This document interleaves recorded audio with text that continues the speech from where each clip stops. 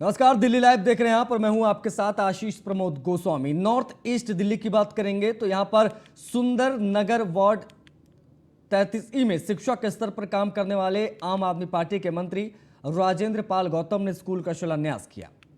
इस दौरान उन्होंने कहा कि इस स्कूल के विकास से क्षेत्र के लोगों के छोटे छोटे बच्चे यहां से कुछ सीख कर आगे बढ़ेंगे ताकि वे भी दिल्ली सरकार की तारीफ कर सके, क्योंकि उन्हें समान शिक्षा मिलती है।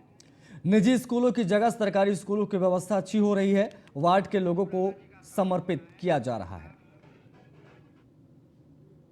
एमसीडी के पास काम करने को बहुत कुछ है, लेकिन उन्होंने आज तक कुछ किया नहीं है। सुंदर नगरी में 6 स्कूल होने के बावजूद भी अभी तक भी टीचरों की सैलरी नहीं दे पाई है एमसीडी, जबकि 15 सालों से बीजेपी बैठी हुई है एमसीडी के अंदर। उनकी मंशा नहीं है कुछ भी करने की।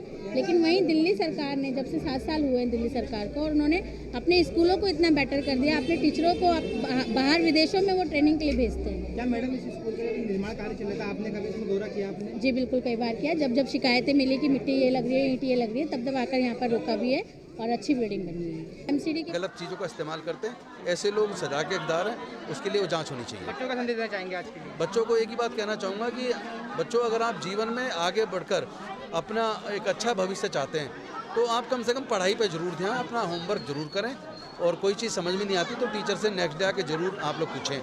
तो ये पढ़ाई के बिना कोई आपका भविष्य नहीं है, और पढ़ाई को यहाँ हथियार।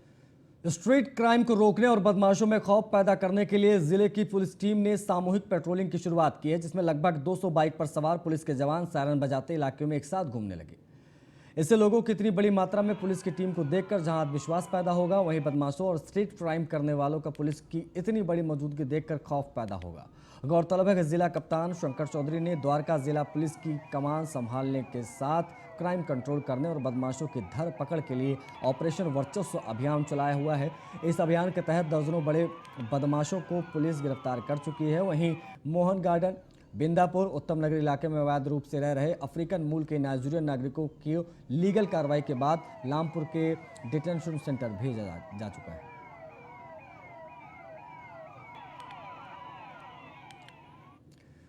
साउथ ईस्ट डिस्ट्रिक्ट की थाना साइबर की टीम ने 2 फरार साइबर आरोपी अपराधी मेहंदी हसन उर्फ हरपाल सिंह और मोहम्मद अरबाज खान को गिरफ्तार किया है। साउथ ईस्ट डिस्ट्रिक्ट के डीसीपी ईश पांडे ने मामले की पुष्टि करते हुए बताया कि साइबर अपराध की एक गुप्त सूचना मिली थी, जिसमें ऑनलाइन धोखाधड़ी, हैकिंग के कई मामलों में शामिल एक अंतर्राज्यीय गिरोह के 2 अपराधियों को देखा गया था। वहीं सूचना की गंभीरता को देखते हुए इंस्पेक्टर संदीप पवार, एसएचओ और साइबर पुलिस स्टेशन के नेतृत्व में एक टीम का गठन किया गया, जिसमें एसआई मनोज भास्कर, प्रधान सिपाही नवीन और सिपाही उपेंद्र शामिल हैं। टीम ने तकनीकी जांच की ओर से सरिता विहार और बदरपुर के आसपास के क्षेत्र में विभिन्न सीसीटीवी फुटेज की जांच के बाद पुलिस ने कार्रवाई करते हुए आरोपी को गिरफ्तार किया।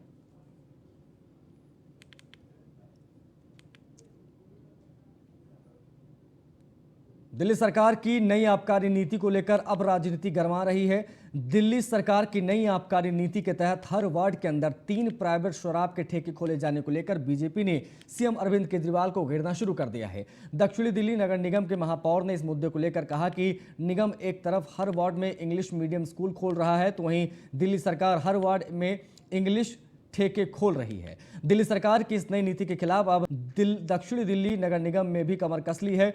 उनका कहना है कि 2021 के मास्टर प्लान के तहत अवैध कॉलोनियों में शराब के ठेके नहीं खोले जा सकते। इसके साथ ही जो भी नियमों की अनदेखी करेगा उसके खिलाफ कार्रवाई की जाएगी। उसको लेकर हमने अपना सर्वे भी शुरू कर दिया। जो भी शराब का ठेका गलत पाया जाएगा उसके खिलाफ नोटिस देकर उसे सील कर दिया जाएगा।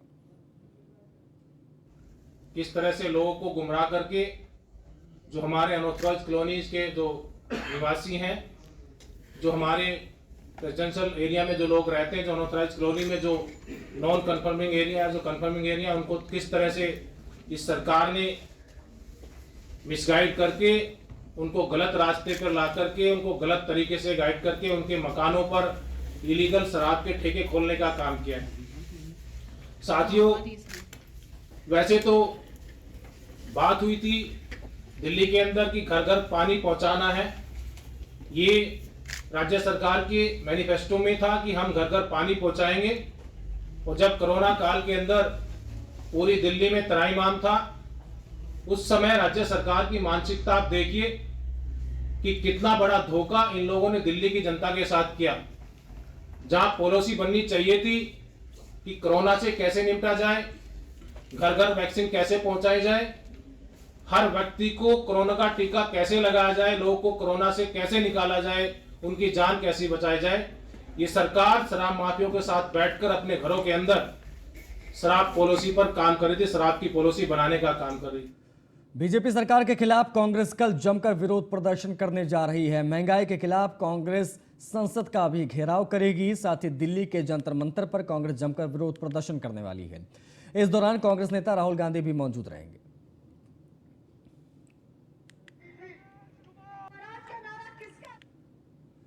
कोरोना की दूसरी लहर के बाद अब देश पर तीसरी लहर का खतरा मंडराने लगा है। जानकारों का कहना है कि साल के आखिर में कोरोना की तीसरी लहर आ सकती है। हालांकि ओमिक्रॉन को लेकर कुछ ऐसा ही माहौल बनता नजर आ रहा है। राम मनोहर लोहिया अस्पताल के डॉक्टर सर्वेश पांडे समेत रेजिडेंट डॉक्टर्स का ओमिक्रॉन को लेकर न्यूज़ 1 इंडिया से खास बातचीत की है। क्या कहा उन्होंने, आपको दिखाते हैं। कोरोना के नए वेरिएंट ओमिक्रॉन ने दुनिया भर में दहशत बढ़ा दी है। इस दहशत से अब भारत भी अछूता नहीं है। सर, डॉक्टर सर्वेश पांडे मौजूद हैं। सर, ओमिक्रॉन को लेकर आप क्या कुछ सोचते हैं? जिस प्रकार से अभी दुनिया के देशों में पाया जाता है, भारत में भी ओमिक्रॉन आ गया।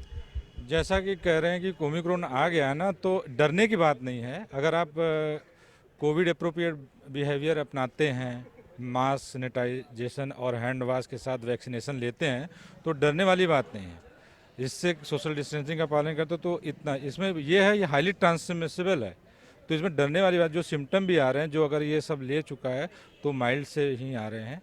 और अभी स्टडी ऑनगोइंग है, तो जब स्टडी का डेटा आ जाता है तो उसके बाद हम लोग देखेंगे क्या है इसका कैसा, क्योंकि इसमें म्यूटेशन जैसा बता रहे हैं ज़्यादा है, 32 म्यूटेशन। उन्होंने दोनों वैक्सीन ले ली है, दोनों डोजेज वैक्सीन ले ली है, उस पर ये कितना प्रभावी होगा? जिन्होंने नहीं ली है उसको उस पर कितना प्रभावी? अगर दोनों वैक्सीनेशन ले रखा है तो डेफिनेटली सिम्टम जो आएंगे वो माइल्ड ही आएंगे, अगर आएंगे भी तो, क्योंकि ग्रुप तो फैमिली तो एक ही है ना।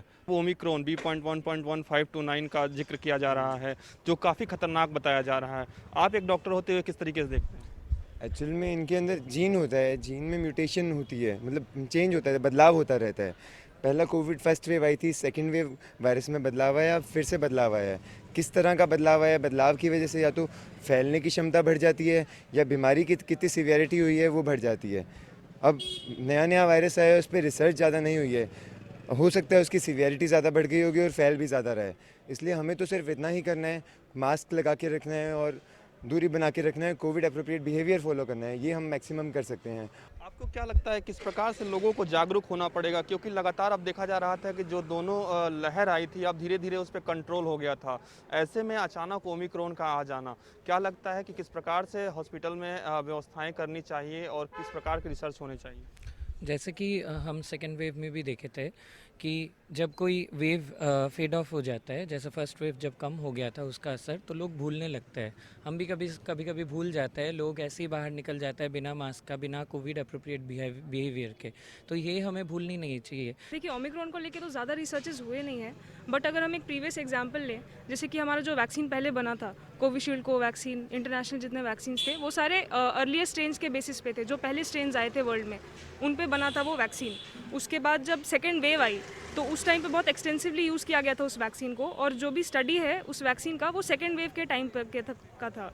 और उस टाइम की जितनी स्टडीज़ है, काफ़ी हद तक वो सारी उन्होंने पॉजिटिव रिजल्ट दिया है। साफ तौर पे ओमिक्रॉन खतरनाक तो है ही, लेकिन अगर जनता जागरूक होती है तो निश्चित तौर पे इससे बचा जा सकता है। चाहे वो मास्क लगा के बचा जा सकता है, सैनिटाइजर का यूज़ करें और सोशल डिस्टेंसिंग करें। वीडियो जर्नलिस्ट गौरव माथुर के साथ पीयूष तिवारी, नई दिल्ली। राज्यसभा के 12 सांसदों के निलंबन और यूपी चुनाव को लेकर राष्ट्रीय जनता दल के नेता और राज्यसभा सांसद मनोज झा ने न्यूज़ 1 इंडिया से बातचीत करते हुए कहा है कि यूपी चुनाव में हमारी पार्टी अखिलेश यादव के साथ है। के लिए मनोज झा जी हैं। सर, 12 सांसदों को निलंबन किया गया है, क्या कुछ कहेंगे? लगातार सरकार कह रही है कि माफी मांगे तो वापस भी हो सकता है। माफी किस बात की? किसानों के लिए आवाज उठा रहे थे, इंश्योरेंस सेक्टर को बेचने के लिए आवाज उठा रहे थे, उसके खिलाफ क्या आवाज उठाना माफी मांगने का सिलसिला तो इनके सिर से शुरू होना चाहिए।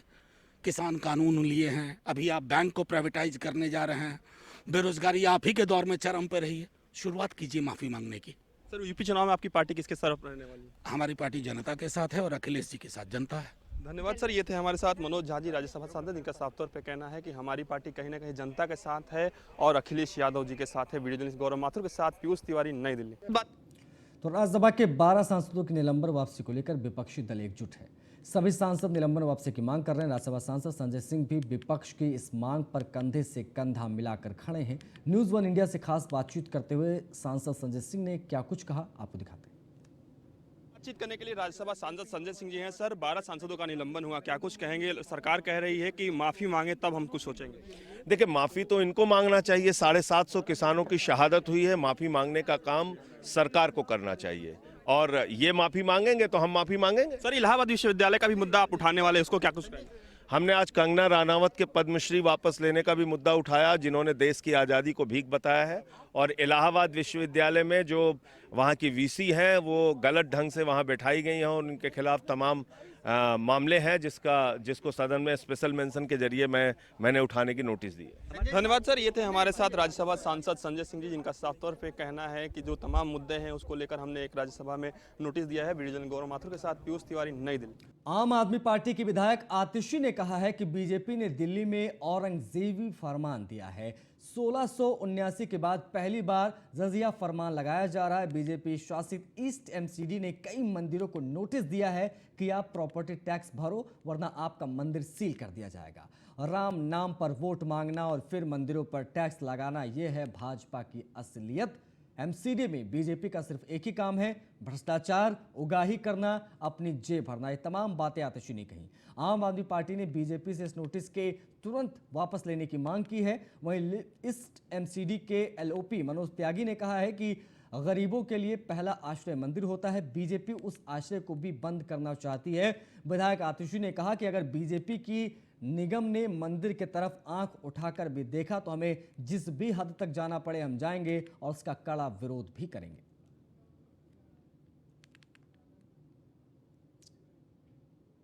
शासित एमसीडी ने जितना भ्रष्टाचार किया है उसका आम आदमी पार्टी बार बार खुलासा करती रही है और शायद अब और खुलासों की जरूरत ही नहीं है, क्योंकि अब ये जग जाहिर हो गया है कि भाजपा ने एमसीडी के सरकारी खजाने को खाली कर दिया है। आज ये हालात हैं कि एमसीडी ना टीचरों की तनख्वाह दे रही है, ना डॉक्टरों की तनख्वाह दे रही है, ना नर्सेस की तनख्वाह दे रही है, ना सफाई कर्मचारियों की तनख्वाह दे रही है। एमसीडी शासित भाजपा का सिर्फ एक और एक काम है, भ्रष्टाचार, उगाही करना और अपनी जेब भरना। दिल्ली के हर हिस्से में रहने वाला व्यक्ति ये जानता है कि भाजपा के नेता, भाजपा के पार्षद सिर्फ उगाही करना जानते हैं। तो पंजाब विधानसभा चुनाव को लेकर सियासी हलचल तेज हो गई है। एक दिन के पंजाब दौरे पर दिल्ली के मुख्यमंत्री अरविंद केजरीवाल जालंधर के करतारपुर पहुंचे, जहां से केजरीवाल ने 5 बड़े वादे किए। केजरीवाल ने कहा कि फ्री में शिक्षा, इलाज और महिलाओं को 1,000 रुपए देंगे। साथ ही सत्ता में बैठी चन्नी सरकार पर भी केजरीवाल ने करारा हमला बोला। रिपोर्ट देखिए। पंजाब के सर्द मौसम में सियासी पारा हाई है। एक दिन के पंजाब दौरे पर दिल्ली के अरविंद केजरीवाल जालंधर के करतारपुर पहुंचे, जहां से केजरीवाल ने महिलाओं को 1,000 रुपए देने की गारंटी कार्ड भरवाने की शुरुआत की। इस दौरान सीएम केजरीवाल ने कैप्टन अमरिंदर सिंह पर हमला बोलते हुए कहा कि ये अमरिंदर सिंह का घर घर रोजगार वाला कार्ड नहीं बल्कि केजरीवाल का गारंटी कार्ड है। केजरीवाल जो बोलता है वो जरूर पूरा करता है। केजरीवाल झूठ नहीं बोलता। पंजाब के एससी भाईचारे के एक एक बच्चे को अच्छी से अच्छी, शानदार और फर्स्ट क्लास फ्री में शिक्षा देने की जिम्मेदारी हमारी है। आपके परिवार में कोई भी बीमार होगा, चाहे छोटी बीमारी हो चाहे बड़ी बीमारी हो, चाहे बुखार हो चाहे कैंसर हो, चाहे बड़े से बड़े ऑपरेशन करना हो, सारा खर्चा आपके परिवार के किसी भी सदस्य को कोई भी बीमारी होगी अच्छे से अच्छा इलाज कराएंगे, सारा खर्चा पंजाब सरकार देगी। हर महिला को 18 साल से ऊपर की हर महिला को 1,000 रुपए हर महीने आपके अकाउंट में पंजाब सरकार डलाएगी। यही नहीं, केजरीवाल ने कहा कि जब से मैंने महिलाओं को 1,000 रुपए देने का वादा किया है मुझे गालियां दी जा रही हैं। उन्होंने महिलाओं को कहा कि पहले 1000 रुपए से सब बहनें सूट खरीदें और चन्नी को बताएं कि ये सूट उनके काले भाई यानी केजरीवाल के दिए पैसों से खरीदा है। इसके अलावा केजरीवाल ने रेत को लेकर पंजाब सरकार पर हमला किया। उन्होंने कहा कि अवैध रेत माइनिंग से नेता 20,000 करोड़ कमा रहे हैं, उसी में से 10,000 करोड़ से वो पंजाब की महिलाओं को 1,000 रुपए देंगे। वहीं पंजाब के सीएम चन्नी ने केजरीवाल पर हमला बोलते हुए कहा कि दिल्ली की जनता से जो वादे किए थे वो अभी तक पूरा नहीं किया है। साथ ही उन्होंने केजरीवाल को काला अंग्रेज बताते हुए कहा कि पहले दिल्ली की जनता से किए वादों को पूरा करें, फिर यहाँ झूठे वादे करें। काले अंग्रेज आ गए, कहते जी केजरीवाल राज करूगा, साढ़े भी कई भड़के हुए मगर फिर जाते उन्होंने ये सिरे दे ठग लोग है, बहरूपी है, नकली है। लिहाजा पंजाब विधानसभा में त्रिकोणीय लड़ाई देखी जा रही है। जहां सत्ता में काबिज कांग्रेस सरकार बनाने का दावा कर रही है, तो वहीं आप अपने कुनबे को बढ़ाकर पंजाब की गद्दी पर बैठना चाह रही है, जबकि बीजेपी भी अपना दांव पेच चल रही है। ऐसे में देखना होगा कि पंजाब की गद्दी किसे मिलती है। Bureau report, news 1 India. Delhi के खाद्य एवं नागरिक आपूर्ति मंत्री इमरान हुसैन ने बल्ली मारान विधानसभा क्षेत्र में नए मीटर कनेक्शन और बीएसईएस से संबंधित जन शिकायतों के लंबित मामलों के निवारण के लिए ऊर्जा विभाग, डीईआरसी और बीएसईएस के साथ महत्वपूर्ण बैठक की। मीटिंग में विशेष सचिव, डीईआरसी, ऊर्जा विभाग और वरिष्ठ अधिकारियों ने भाग लिया। बैठक के दौरान खाद्य एवं नागरिक आपूर्ति मंत्री ने उनके कैंप कार्यालय में पिछले दिनों आयोजित बीएसईएस विशेष शिविर के दौरान स्थानीय निवासियों द्वारा मीटर कनेक्शन के लिए जमा किए गए आवेदनों के बावजूद नए बिजली मीटर कनेक्शन में देरी को गंभीरता से लिया। इमरान हुसैन ने कहा कि प्रतिदिन बड़ी संख्या में स्थानीय निवासी बीएसईएस से संबंधित मीटर कनेक्शन, बिजली के बिलों, मीटर लूट संबंधित शिकायतों को लेकर कैंप कार्यालय में आते हैं, जैसे शीघ्रता से निपटाने की आवश्यकता है।